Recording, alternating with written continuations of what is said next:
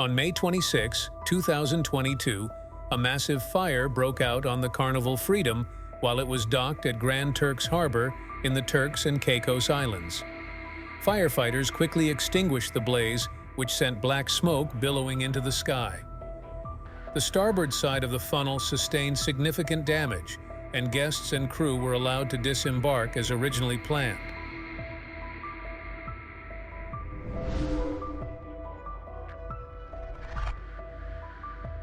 That evening, the Carnival Cruise Company issued a new statement, announcing that it would send one of its other cruise ships, Carnival Conquest, to Grand Turk to pick up the Carnival Freedom's 2,500 passengers and 1,000 crew members.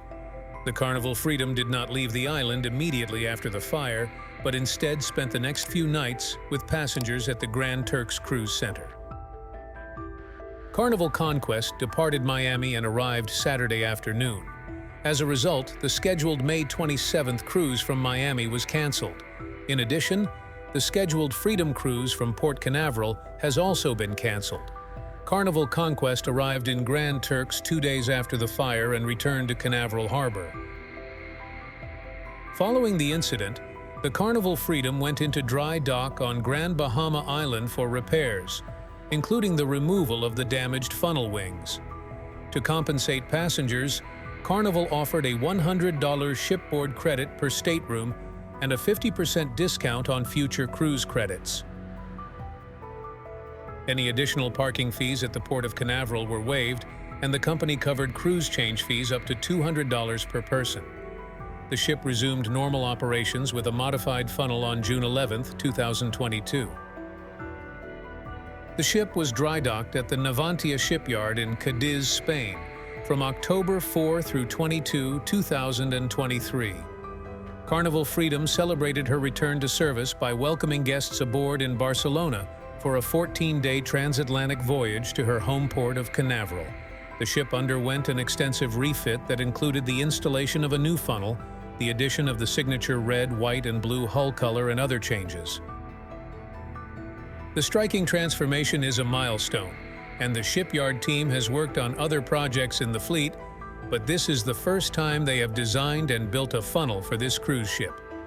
Other enhancements to the ship include the newly installed Heroes Tribute Bar, an expanding venue in the Carnival fleet that honors military veterans and current service members. Also open is the Dream Studio, where guests can capture memories of the cruise with photographers provided by the line. This ship was built by Fincantieri at the Marghera shipyard in Italy and was launched on April 28, 2006. It is also one of the company's first ships to have a full children's program. The ship has 1,150 crew members, 1,500 cabins, and is capable of carrying nearly 3,000 passengers at a speed of 21 knots.